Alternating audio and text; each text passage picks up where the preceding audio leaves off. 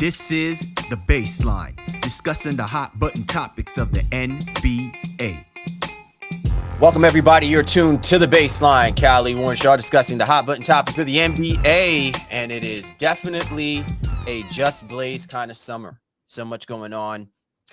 About a week or so removed, or a couple weeks removed from NBA Summer League. And so now all eyes and attention are completely focused for the preparation for this upcoming NBA season.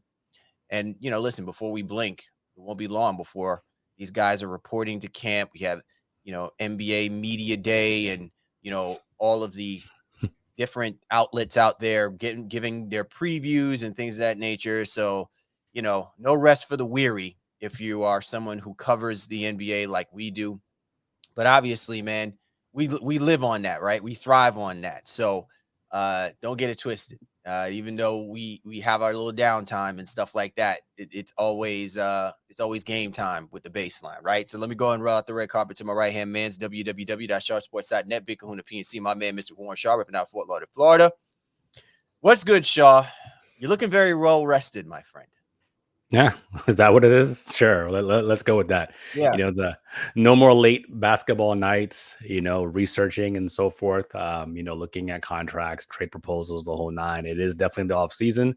So I think for a lot of us, in this NBA space, we catch up on our shows. Maybe we do a little bit more extra working out. Maybe we spend a little bit more time with our families, the whole nine. So that is one of the positive sides, I think, of a slower news cycle. But as you alluded to, it'll come hard and heavy here in a little bit. And even the FIBA World Championships, or the FIBA World Cup rather, is going to be taking place in a couple weeks. So we'll get some NBA relatable basketball content coming up here in just a few weeks. No, absolutely, man. It's, again, this is why, we grew up as kids. We had an affinity for sports, right? I'm not going to make any, illusions of people assuming that, me growing up, basketball was my favorite sport. Baseball was my favorite sport, right? Basketball was your favorite sport. But our friendship was built together through baseball. And then what I learned from you regarding the game of basketball elevated my intrigue and my interest in learning about the game and aspects and stuff like that. And I think that's what's made the dynamic of our partnership when we've done this podcast, for as long as we've done this podcast, a very unique one, because we challenge each other to take different perspectives. Me, obviously, as a person of fanfare and interest, and you as someone who's been in the trenches on both the player side of things and also from the executive management side of things as well too. You've been able to see those things. And so this is, to me, is what brings this whole thing together. And I think that's the reason why we've had such a successful show for two individuals who have never been given, quote unquote, the all access. We've had to find our way to get that access. And when you look at it, how long it takes to get to those things, man, this is almost like a 365 type deal, right? There's like, even on the days where you think like, you could take a break from things, your eyes are always fixated on the news that's happening, because it's not just specifically to a team and to a region. It's also impacting the game itself, the league itself, and on a global scale, the influences of it. So even now, to your point, preparation for FIBA World Cup becomes a significant importance, because now we'll be talking about the players that will be participating. We're talking about the competition that's going to be laid out. We're speaking about what the representation is going to look like and the long-term impact about how the game is being looked at from an international perspective. So, again, man, it's ironic how this has, quote unquote, tentacles that extend themselves out, in far more than just a couple of guys getting on the basketball court, rocking a jersey and getting paid a couple of dollars for the purposes of just sports entertainment. Yeah, I think very well said. What ends up happening is, the NBA, but all sports really have become these global marketing machines, that are in some ways or some way or another are producing year-round content. So I think, again, if you're going to get into this space and cover whatever it is, you kind of have to have that level of understanding, and to what level you want to be able to dedicate to it as well. So I think for us, as you're alluding to, we've decided that we will keep our show year round, even if there's a few less this off season in the summer, but we'll continue to ride out because, we do have a love and a passion for the game, and the content in some capacity, maybe not as heavy, but there's still something to discuss. And, with some potentially really big movers in kind of like hanging in the balance, that's going to keep some level of intrigue kind of throughout the course of the summer until, these two big names get settled one way or another. So for us, hey, man, the baseline keeps it pushing, keeps it rocking. I'm excited to get to the FIBA World Cup here in a couple weeks as well, too, and then obviously the season, a few short weeks after that. Yeah, man. Well said, and totally on board with that sentiment. Callie Warren Shaw, Baseline NBA Podcast. As always, you know where to find us. Be sure to get at my man Shaw, at Shaw Sports NBA, or get at me at GameFace Lee. The show's Twitter handle at NBA Baseline. And if you want to check out our episodes, be sure to go to www.baselinenba.com. Obviously, if you're rocking with us on the video side of things, you can catch us on YouTube. And if you see the nice blue and white logo, remember that the Baseline family rocks with 19 Media Group. Be sure to go to www.19mediagroup.com to not just check out our show, but also check out the family of great content available. We've got some great people who put on great shows. So you don't want to disappoint yourself by denying yourself of the listening pleasures of everything that covers music, culture, entertainment, sports, you name it. 19 Media Group has got us. So be sure to go to www.19mediagroup.com. On this week's show, man, good slate of information to kind of discuss. Obviously, a lot of attention has been made with regards to the max contract extension, the super extension to Jaylen Brown. Sean and I will discuss that. And then we'll also get into something in a couple of moments in regards to the NBA inserting themselves in the Dame time. It's almost as if they're going to hold up Dame time, put a pause on Dame time. Battery may have ran out on Dame time. You have to get the watch fixed on Dame time. We'll get into what that means in a few moments. But before we get into that in a sec, as you know, the Baseline is always in partnership with some of the best brands that are out there and are always moving the ball or pushing the ball forward in relation to, building up the NBA community. And there's no better community than when you see people out there rocking their team's favorite jerseys, or if they're the novice fan, rocking their favorite player's jersey. And the best way for you to be able to get access to that is by heading over to the NBA store. So if you're looking for the ultimate destination for NBA gear, look no further than the NBA store. With a huge selection of authentic and high quality products, including jerseys, hats, and accessories, the NBA store has everything you need to show off your team pride. Plus, exclusive and limited edition items, you can make your collection truly one of a kind. And with an online presence, you can shop from anywhere in the world. So don't miss out on the latest trends and experiences. Visit the NBA store today by clicking our affiliate link. If you're listening to us on your favorite audio platform, be sure to check the link in the description of the show. The Baseline is working in affiliation with the NBA store /Fanatics and will be compensated for your patronage by utilizing our link, nbastore.vw6.net/baseline. And as always, we thank you for your support. So, Shaw, one of the things that is obviously been on the radar has been the recent events that have taken place regarding Damian Lillard's request to be traded from the Portland Trailblazers. And it's obviously not a secret that his intent is that he wants to be Miami Heat, or he wants to be traded to the Miami Heat. But recently, the NBA, in recognizing what's been happening between the Portland Trailblazers management and Damian Lillard's demand, and very boisterous demands, because they are very much now become outspoken, and it almost feels like it's white noise. Adam Silver is like, there ain't no noise like NBA noise. And so they have sent out a memo to all 30 teams, basically warning both the organizations and also warning Damian Lillard and his agent that they need to cease with the way that they're going about making these assertions or these demands for the type of trades that they're looking for. And also as a warning for the future that this should not be practiced by players and agents in kind. So I'm really curious from your perspective, Shaw, Because if there's anybody who I would really have wanted to hear about this first, like getting the take on whether or not this is right, whether or not this is muting the quote unquote empowerment of players and their ability, to, if they feel that a situation is not tenable for them, that they can request a trade, and they should have a voice as to where they would like to be traded. Um, is this a good thing, right? Number one, that you're seeing from Damian Lillard and his camp, and is this a good thing from what you're seeing from Adam Silver and the NBA injecting themselves into the situation that is taking place? And also for the other remaining, for the teams that are in play, so to speak, if the Portland Trailblazers can't make this deal with the Miami Heat. So obviously a very layered conversation to be had here. Oh, multi-layered.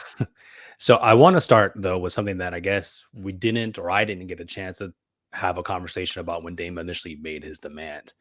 I think what was off-putting for me, not from the fact that I don't think Dame deserves to be a captain of his own ship when in his next destination, but the outright defiance in some ways that this guy who's cultivated this level of a leadership model, and this is kind of the mantra of who he is as an individual, would now almost turn heel and say, yeah, well, if you trade me somewhere else, I won't report.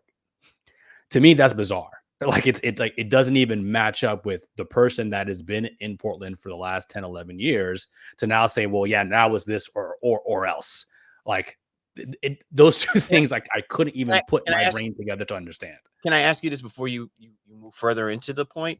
Do you think that this stance or this position that he inserted at the time of doing this, do you think that this was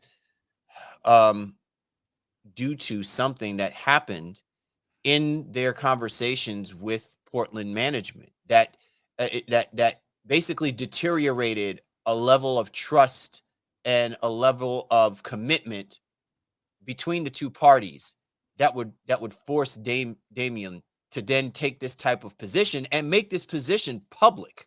Because to your point, he clearly is going to make himself a heel to the same people that he was sitting there saying, it's always been about Portland. It's always been about the fans. It's always been about how the community has treated me and my family. I want to make sure I give that back. I to this day, Shaw, I don't still understand how players don't properly recognize this isn't about what it is that you want the management not to do for you as much as it is what you're telling the fans. Like, fans can smell the bullshit, right? Like, they can smell the BS. They don't care as long as you don't make them a part of the collateral damage to that. And right. Yes, you got the fanatics, but I'm just saying, it's kind of crazy that he did take that position because obviously you know full well you're going to be a heel for how you come off saying that, knowing your history it's always been about the fans and the community.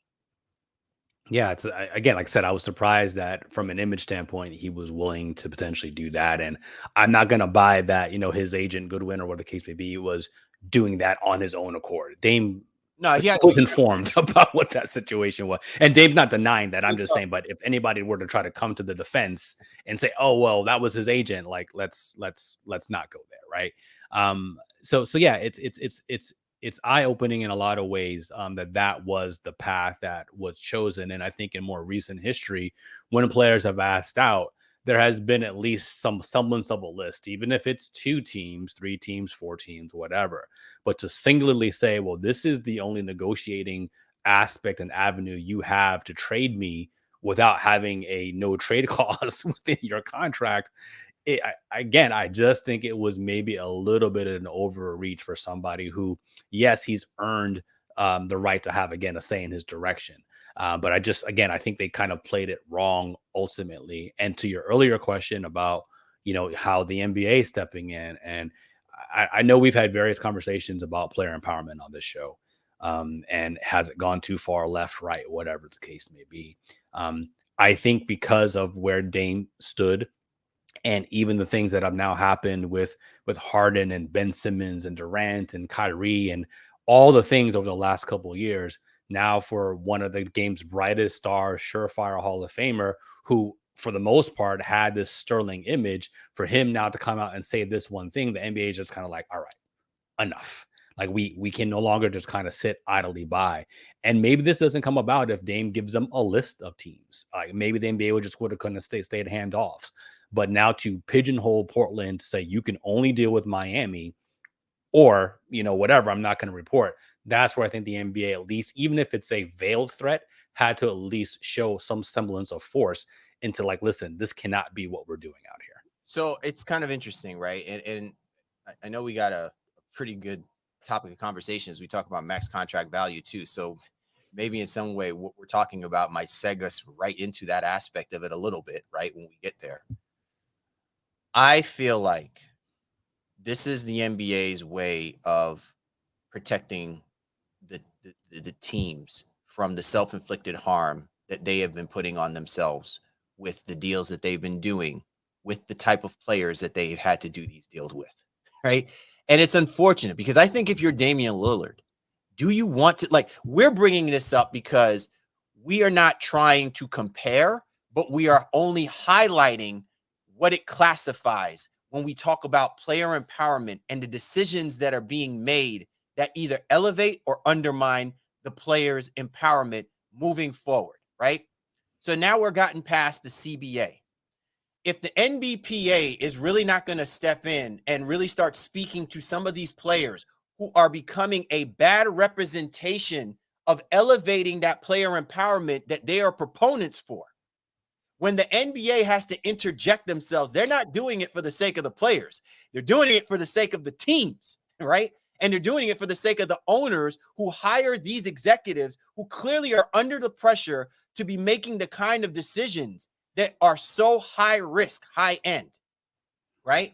And I think there's such a fine line in doing it because people make this assumption that this is like a, like a dictatorship that's going on. Like, oh, Adam Silver is trying to stymie players from being empowered.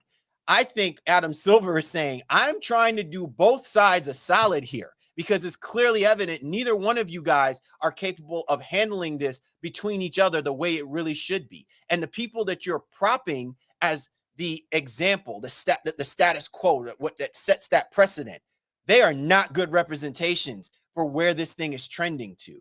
And it's unfortunate. But to me, that's how I looked at that situation as well, too. And I think that if you're Damian Lillard, that's what you should have been thinking about when you made these decisions. Like, you don't want to be in the same, like right now in this climate, do you really want to be in the same ilk of conversation as James Harden? Do you really want to be under the ire of what's been going on with Ben Simmons? And I'm not just saying within the scope of what's happening just this past season. I'm saying this is an extension of the last few seasons, right? Kyrie Irving is still in this quote unquote machinations of what happens when players just demand whatever they demand. Kevin Durant is in it. And guess what? If you are Damian Lillard, you're getting thrown into that because you are a high-level player who has had success, even if it's a marginal team. And that marginal team has literally given up everything they possibly could, even whether they did it right or they did it wrong. Doesn't matter. They gave up everything to give you every assurance that they want you to still be here. But even at some particular point, if you don't feel like you want to be here, the steps that you take no longer just become, it's only about Damian Lillard. It also becomes about what it presents to the players that you represent, what it represents for the players in the NBA ethos. And it's just interesting to me that he didn't realize that with the decisions that he's made over the last few months, because now he's being thrown right under that same quote unquote elk. Right. And yeah, as you alluded to, I mean, Misery in a lot of ways loves company, especially from a media, when you want to admonish somebody, so to speak. And Dame has, again, for the most part, had this sterling career. And now in this specific instance, has had this misstep. And I think the largest Dame's reporters are going to say, well, the Blazers have had years of missteps. And so, if he wants what he wants, if he said, you know what, it's clear you guys are going to go in a different direction, go ahead and trade me. If he had done that well before all of these other people now had decisions to make, Kyrie Irving, you know what I'm saying? James Harden, Chris, all of these guys. If he made his decision, he would have been still in the good graces, so to speak, of the Portland community, because they can't argue with the fact that he didn't give his all to them. You know what I'm I saying? mean, in a lot of ways, he still is in the good graces. I think if anything here is timing is everything.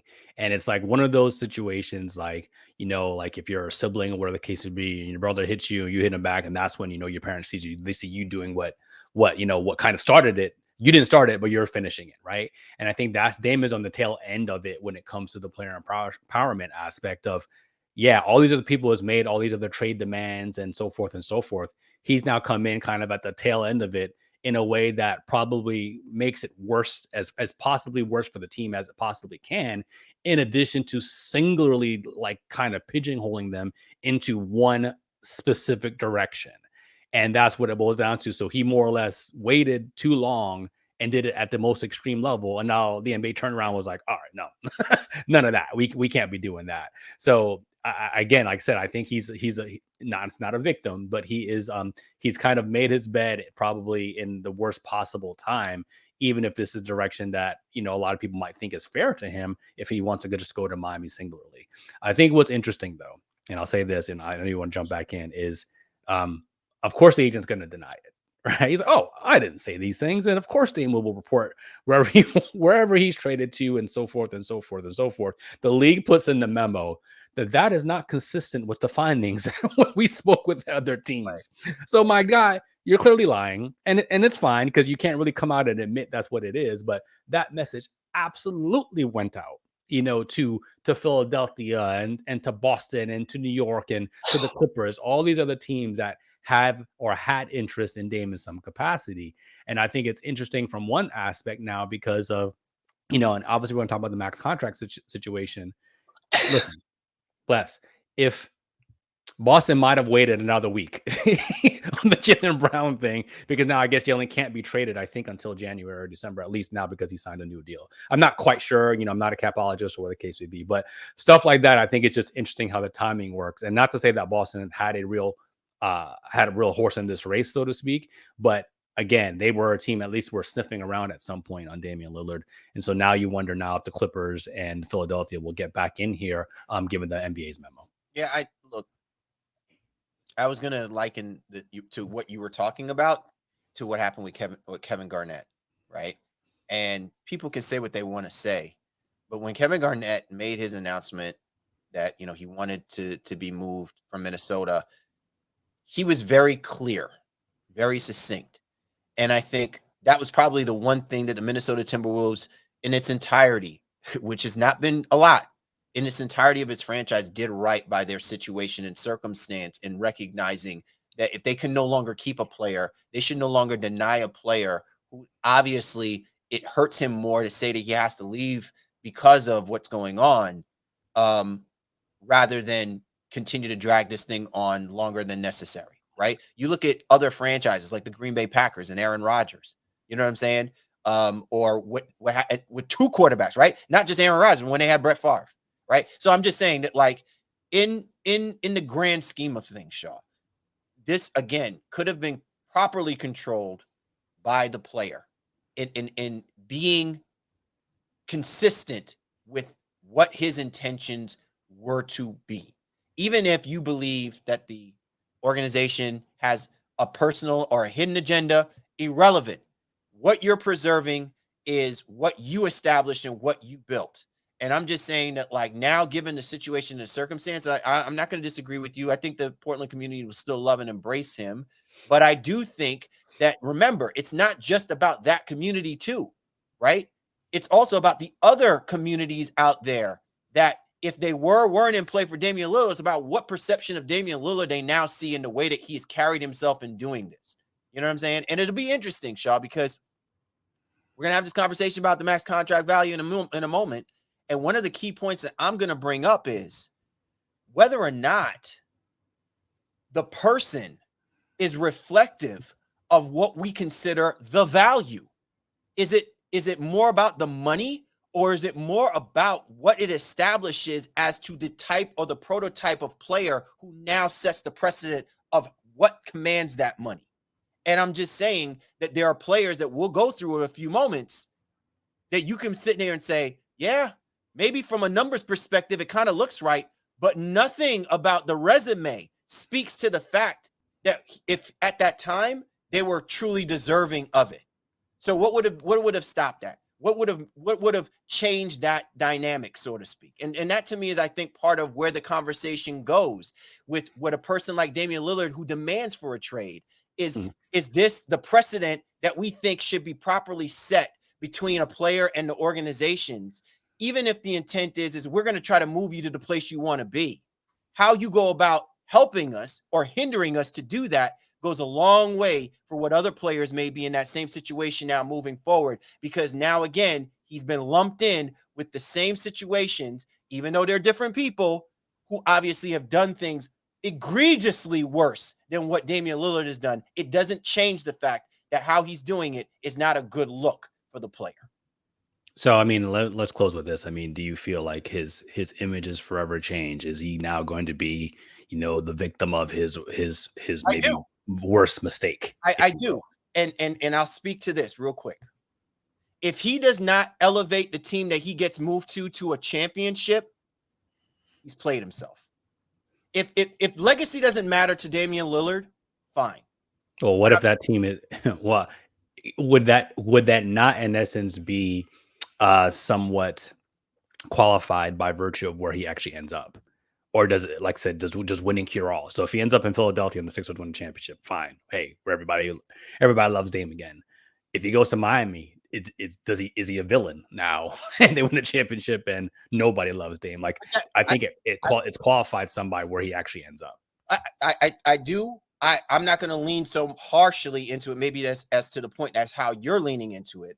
What I'm saying is, whatever the expectations are to wherever he's being moved to, it can't be just as he's no longer coming over as he was the great Portland scorer. He's got to come in and he's got to reestablish that he is the great player that team needed and wanted, and that he is the player that is going to help whatever it is that has not gotten that organization, that team, to the quote-unquote promised land. In other words, he can't hitch a ride to get that chip. He's got to be the man there. He's got to fill in the gaps that obviously compromise that team's ability to have won the chip, which was what was necessary to bring him over to do it, right? Because Portland's obviously going to ask for what they ask, but it's not going to be at the same stage where it's like they're going to give up the farm to do it. He's still under contract. You know what I mean? So anyway, more to come. More to come. You're tuned to The Baseline. Callie Warrenshaw discussing the hot button topics of the NBA. Coming up, Sean and I will talk about max contract value and is it exactly what it reflects and represents? Obviously, the max contract extension to Jaylen Brown has upended the NBA world, so to speak. But is it really upending it, or is it just introducing more questions than answers? You'll find out here on The Baseline. Time to break it down to the bone gristle. We are back. Callie Warrenshaw, the Baseline NBA podcast. Time now for the breakdown. And this segment of the breakdown is brought to you by Blue View Footwear. Are you ready to step up your style game without compromising the planet? We are introducing an exciting partnership between Blue View Footwear and 19 Media Group Network. Blue View Footwear is renowned for introducing the world's first fully biodegradable and durable sneaker to lead a revolution in cleaner materials and manufacturing. They offer sleek and contemporary styles that cater to a wide range of tastes. Blue View has fully revolutionized the footwear industry. Their innovative plant-based sneakers are constructed of 100% biodegradable materials without sacrificing durability for environmental responsibility. Blue View Footwear believes that fashion and sustainability can coexist. Just visit bit.ly/BlueView19 and you'll see the ultimate collaboration of fashion, sustainability, and media excellence. All right, Shaw. So the big news so far this week has been the contract extension, the Supermax contract extension that was laid out for Jaylen Brown, which obviously he's like, I'm not saying no to 300 or full mil, right? And arguably that is the highest or the largest contract in NBA history after agreeing to the terms of the super extension. So I guess the big question that's out there, and let's not shirk and act like it's not something that should be discussed. Does Jaylen Brown represent, or is he representation of someone who was deserving of the Supermax extension? So for Jalen, there's a qualifying aspect to what it is. I think specifically for Boston, when this conversation is often broken down, it's like, all right, this player got what, right? The sticker shock, as we continue to kind of allude to, and then I know we've discussed at nauseum, if some wills, for in a lot of ways, rather, that certain players, even on certain teams, mean what they mean to that team. So the max for Jaylen Brown for Boston is probably, yeah, he means that much to them as he were to go somewhere else. I don't know, like Golden State. Golden State wouldn't necessarily need to give him the full max at 35% of the annual, salary cap, right? So I think that's what the qualifying aspect of what it is. But is Jaylen Brown one of the top 5 players in the NBA? No. Top 10? No. But says he was top 15 because he was 13th all NBA, at least this past year. Now, whether or not you believe that is the actual case and will continue to be the case as he moves forward and pushes into the $50 and $60 million annual salary, that's where I think, there's some hay to be made. But the aspect of the money is by virtue of what you can negotiate by the salary cap rules. And should he have compromised? Should Boston have compromised? My only shock really in all of this is that there are no options on either side, fully guaranteed. And I think an important aspect of it too, if I read correctly, is that Jaylen Brown actually has a trade kicker. So if Boston moves him, he gets additional money in addition to that at some point as well too. So no team option, no player option in year 4 and 5.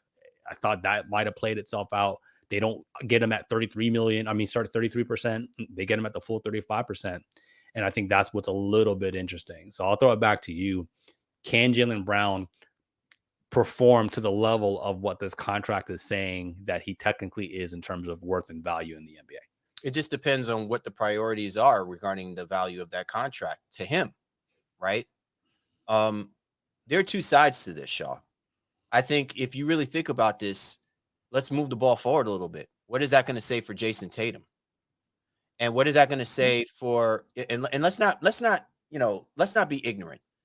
Athletes who play in certain sports recognize that if there is a singular means to elevate greatness, that will always be a priority. Okay? Great players always recognize that what they bring to the table, if they're great, those who want to be great around them will be great around them. They're not going to coddle. They're not going to spoon feed the rest of these other dudes to get to a space that they worked hard to get to and that they're being acknowledged for. So let's just recognize the fact that Jaylen Brown has elevated himself to a level. And now the Boston Celtics and the NBA have put steroids on that. Because now we're made to believe that the extension by in and of itself elevates him to that standard that he needs to hold himself to. But is that really what's driving Jaylen Brown? Is that what's motivating him to be that type of player? And we won't know that, right? It would have been much easier when we saw the contract extension that was offered to Nikola Jokic a couple of years ago, right? Mm-hmm. What has he done since that has occurred? And now the dynamic of how the extensions are going to be offered and the dynamic of the CBA has changed that narrative. So I just find it interesting that if you're the Boston Celtics and you look at his elevation in totality, this is no longer just about Jaylen Brown, the player, as much as it is Jaylen Brown and Jason Tatum as the pillars of your organization and the means of championship promise. Do you see yourself eventually getting to an NBA title with these two guys? Because now that Jason Tatum has seen what you've done for Jaylen Brown, there is no way in hell he is not going to be denied what he thinks he's rightfully owed because of the fact that the Celtics and the community and everybody in the NBA has already elevated Jason Tatum, over Jaylen Brown. Right? Jaylen has been pushing himself to get to that level to even be equal to him. And now that he's gotten that space and he's been given that contract, it just feels like, you know what I'm saying? if it matters to Jaylen Brown and his level of greatness, he will live up to that contract, so to speak. But I don't think that that's what's driving him per se, because he's been kind of the same way on that slow incremental climb. I'm gonna climb where I need to climb. I'm gonna get to where I need to get to. I don't need to be measured to Tatum to be in that same space. So it's interesting, Shaw, because I'm looking at it on a much grander scale about what the representation should be for a player like Jason Tatum, who has to play alongside him, who has been given MVP considerations, who's been given other accolades well before Jaylen Brown. And Jaylen Brown now sits in a place where he may have the opportunity to kind of control this conversation a lot more over the next couple of seasons, and how the Celtics want to negotiate with Jason Tatum. So we can talk about Tatum in a little bit, a little bit more in depth, but I'll focus kind of here on Jaylen. I think in some ways Boston is paying a tax, right? Yes, For absolutely. the aspect of Jaylen's name has been mentioned in trades, multiple times. And I think, through the negotiations is like, listen, hence even why the trade kickers even in that conversation as well, too. We know we've dangled you for Kawhi Leonard and Kevin Durant and whatever else, right? Like, then his name has been out there. I think that much is clear. And I think they were like, Brad Stevens, Grossbeck and company were just kind of like, all right, to kind of settle this once and for all, you're going to be a Celtic. And here's how we're going to make that right. And I think, that's the tax in essence that they paid by giving him the full max, fully guaranteed with a trade kicker that helps him out. Amazing, right? The one thing though, when it comes to max contracts, right? For again, for fans and media alike, we want to understand or say that again, this person is making $50 million, $60 million, and they have to be, as I alluded to earlier, one of the top 10 or 15 best players in the NBA. Sometimes I think in a lot of ways that's what we want to hold to be true, in addition to what they bring in terms of the value. And as you're alluding to, the combination of keeping Tatum and Brown together makes Boston championship level. The other side of that too is in some ways the marketability of said individual player. Now, Brown doesn't necessarily come off as the most marketable person, I think, by the kind of the layman standard, so to speak. But Jaylen Brown is a quality individual. Even some of his answers about what he wants to do with his additional finances to kind of help people moving forward. That's a quality statement. So, but for the organization, does Jaylen Brown sell more jerseys? Right? It's not like Steph Curry or Giannis or even Jokic now to a lesser degree, being a two-time MVP, NBA champion now as well.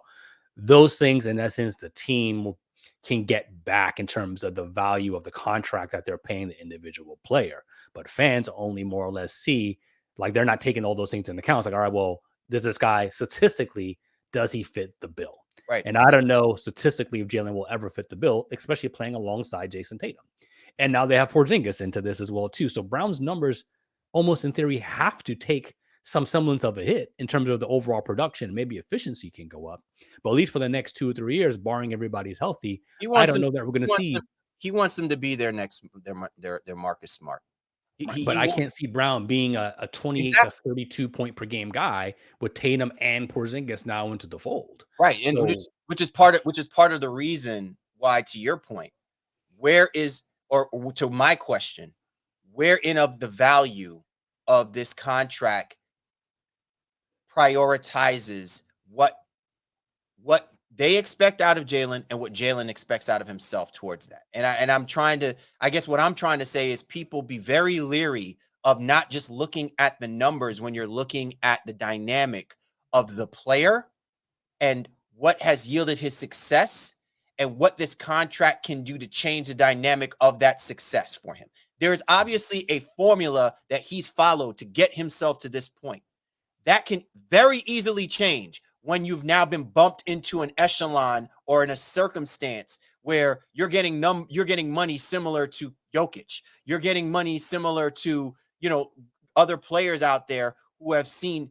Listen, how many times has Steph Curry gotten? He's the only player in NBA history to have 2 $200 million extensions, right? And you are going to be in the conversations of guys like that. And Curry's already got 4 chips and he's still playing in your era of basketball. So that's what I'm saying.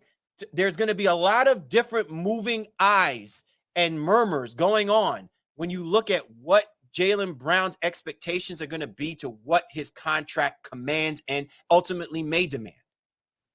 Yeah, but Jalen has to be, or at least in some ways should be now judged on not scoring 27 a game. It's how does he help and contribute to the Boston's ultimate championship window for the next X amount of years, and what role does he play? I Yes. think he still needs to be, for production wise, at least near all-star level. I don't know if he will be able to be all NBA level. I think again the money states that he should or kind of has to be, but I think for Boston, like I said, it's the extension of that window and even keeping Tatum happy, with the appropriate role player, not role player, the appropriate, number 2 or 1B, whatever you want to call next to him. Because just as we talked about Dame in the previous segment, hey, was CJ good enough to kind of be the running mate alongside him, for all those years? Clearly, Anthony Simons and Jeremy Grant and Yusuf Nurkic and so forth and so those combination of guys were not. Boston is not in the same situation Portland was. Boston has made it to an NBA Finals. They've made it to multiple conference finals. Where we're at with Jalen, too, is still a prisoner of the moment in the aspect of, well, the last time we saw him, we know he can't go left, and he had eight or nine turnovers in the game 7, of a conference finals in a game where they needed him to step up because Tatum was hurt. And I think that's what ends up coming into the overall ire of what Brown's contract ultimately is. But Boston felt comfortable with it by fully guaranteeing it. And I think they've made their bed in terms of what direction they're going to be as a team now, with Tatum, Brown, and even Porzingis as kind of the cornerstones of what they're trying to do ultimately. So if you had to give a grade to the Boston Celtics for doing this, and listen, let's not act like, they had a lot of wiggle room in this. To your point, and you mentioned this earlier, this is saying, hey, man, we're going to do you a solid because, we effed up how we handled things with you, right? And maybe if there was opportunity to have laid out a proper extension before the CBA agreement was laid out, this could be something where we're not talking about, Jaylen Brown. Like, I'm not saying that he's not deserving of someone of a super max, but we're talking about an NBA historic super max. And of course, that comes with other levels of expectations and pressures. So if you had to give a grade for the Boston Celtics on having to do this type of deal, where would that be? A, Yeah, B, I'd, C, D, I'd, or F. I'd give it a B plus. The only reason is I still feel like there probably should have been, team or player options, at the tail end of it. I think that's in some ways somewhat standard, even for the caliber of player Jalen is, and I like him a lot, and I understand what he did last year. Um, but I'm not overly convinced, and to some degrees, I think I've touted Brown even more than Tatum, and even some of my earlier ramblings, on different shows and podcasts. Um, but I'm not confident that Brown will ever be, I don't know, that again in the super upper echelon. I don't know that Brown can lead a basketball team. I think he can be a very good player, score a lot of points, even be efficient, play both sides of the basketball. But I need to see more in terms of his overall development for me to say, yeah, I'd feel 1,000% comfortable, paying him $60 million, and when he's 32 years old. It's just that's just me, but I understand the parameters that which Boston had to operate within. And so for me, it's just that I wish there were maybe options on years 4 and 5, because if it doesn't work out, you're stuck with it, and then you got to do a trade kicker, if you wanted to move him. Well, so I'll leave with this particular point, or maybe we could use this as a quick transition. You know, with this conversation, Shaw. You look at Jaylen Brown, and you look at the top 6 or 7, right? There's Nikola Jokic's Supermax extension, right? There's also Bradley Beal, Devin Booker, Karl Anthony Towns, and Giannis Antetokounmpo, right? So what? Out of those names that I've mentioned, only 2 have won championships, right? Of those guys. Sure. I look at what was done for Giannis, and I look at what was done for Nikola Jokic, or what Nikola Jokic and Giannis have done for their organizations. I think, again, speaks volumes about the wait and see expectations that I think we're going to have for a guy like Jaylen Brown now, and even say for a guy like Devin Booker. Because I think you would agree with me in what we're coming from, Shaw. When Washington offered that super extension to Bradley Beal, right? It was great for Bradley Beal, but it was the absolute worst for the Washington Wizards. Am I wrong? And No, so 100%. and so between Devin Booker and Jaylen Brown, it's going to be interesting because you can make the argument that for Devin Booker, there's an opportunity there to make right for the extension that he received. Because if that team is his team as the Phoenix Suns, he still needs to be the reason that they go out and win that championship, so to speak, even though you have got two other dynamic players by your side, one who has already won a championship and one who's looking for a championship. This would be driven, if you're the Phoenix Suns, between Booker and Beal to elevate that team to a position to go out there and win that chip more so than Kevin Durant. Because everybody knows that Easy Money Sniper is a merc, right? He goes in and he basically finishes the job that other guys have failed to do. You know what I'm saying? So to me, it'll be very interesting to see what this season really plays itself out to be. Because if you really think about it, there's a lot of money that the Phoenix Suns have out there between those two players. And if they don't get the job done, we're going to be sitting here looking at Jaylen Brown even more closely to see how long it's going to take before he figures out a way to get the job done for the Boston Celtics. Yeah. I mean, and I think, to Booker's credit, I think you mentioned on that list, only two of those guys have won championships, but Booker's been to an NBA finals, didn't win it, but was there, as is Jaylen. They went and didn't win it. So there's aspects of at least getting close to the mountaintop. Obviously, not everybody is going to be an NBA champion who gets paid $50 or $60 million. Like that's just not what's going to happen. Zach LaVine is further down on that list, and I think he don't have a championship anywhere near his future, right now, at least in Chicago. But one thing is definitely certain, Shaw, as a caveat between the two things, is Devin Booker was expected to be the best player on his team. Jaylen Brown came into that NBA Finals not being the best, but expecting to be the X factor, the outlier, so to speak, or the quote unquote equalizer to give the Celtics a chance to beat the Golden State Warriors in that NBA Finals. Mm-hmm. And neither him nor Jason Tatum played to a level that put them in that position to get the job done. Well, I mean, again, semantics to some degree, but I think most by a good amount of people, I wouldn't say most, but a good amount of people's account, Jaylen had a better series than Tatum did, in the NBA Finals and played better. But now, again, we're left with Tatum being hurt. And the last time we saw them in the conference finals versus Miami and Brown, with a zillion turnovers and not looking good at all. So like they've both had their opportunities. And I think the questions of whether or not they fit and work together to put you in this, not only the window, but can you eventually get over the proverbial hump? That still remains to be seen. But as I alluded to earlier, Boston clearly is going to douse this thing with fire offensively. Like this is the way they want to play, and Missoula and so forth and so forth. And now Jaylen is locked in, doesn't necessarily have to worry about, the trade rumors and all that stuff. And he and Tatum can just focus on hooping. And I'll be interested to see now if it works out for Boston the way that they hope. The Eastern Conference is still very much wide open, especially if Dame comes knocking into the Eastern Conference in whatever capacity, Miami, Philly, whoever that ultimately ends up being. I think the Celtics, they feel like, hey, at least we have a foothold to be in the conversation for the foreseeable future. That doesn't mean they're necessarily going to get over the hump. Good stuff, Shaw. Good stuff. And again, this is by far setting the table, for what a team is going to look like and going to be, driven by. Because obviously the guys in that locker room are going to be looking at Jaylen Brown in a completely different light, right? So it's just funny, man. We've come a long way since Mike Conley Jr., right? That was 7 years ago, bro. 7 years ago.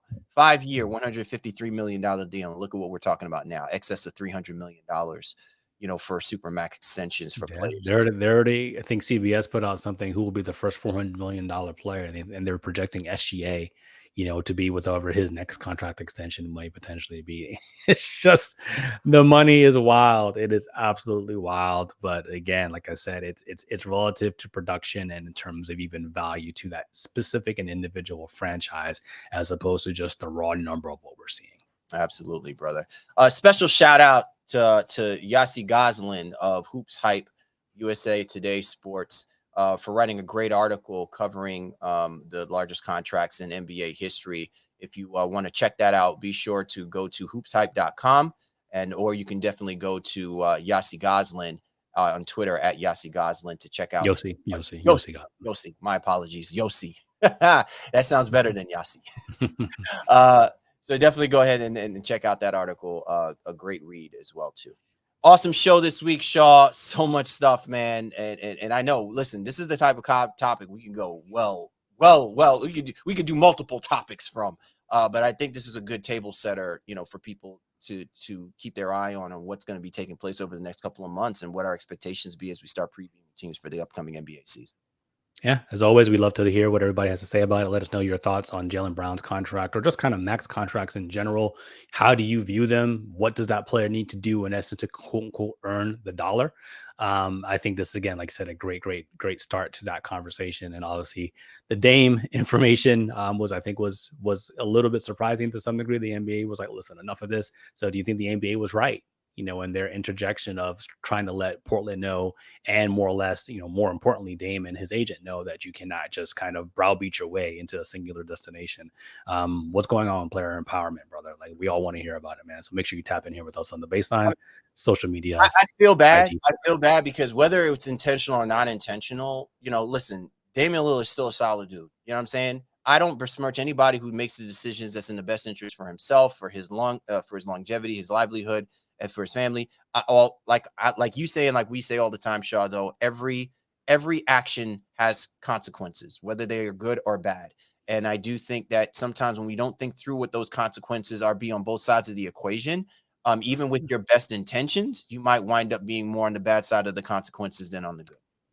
Yeah, for sure. And hey, man, there's a fiscal aspect to all of it. And we all know, even from a player standpoint, like without boring people to death, they pay jock taxes and the whole nine, but Florida's a place with no state tax.